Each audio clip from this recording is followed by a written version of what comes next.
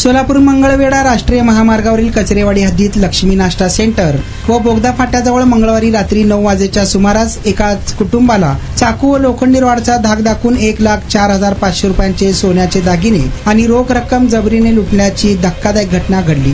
या प्रकरणी मंगळवेढा पोलीस ठाण्यात 4 अनोळखी चोरट्यांविरुद्ध गुन्हा दाखल करण्यात आला। मरवडे येथील अक्षय भीमराव जावीर व 29 हे आपल्या आई वडिलांसह सांगोला बाजूकडून मंगळवेढाकडे मरवडेकडे जात होते। रात्री 9 वाजेच्या सुमारास कचरेवाडी जवळील बोगदा फाट्याजवळ त्यांची कार अचानक बंद पडल्यामुळे ते रस्त्याच्या कडेला थांबले।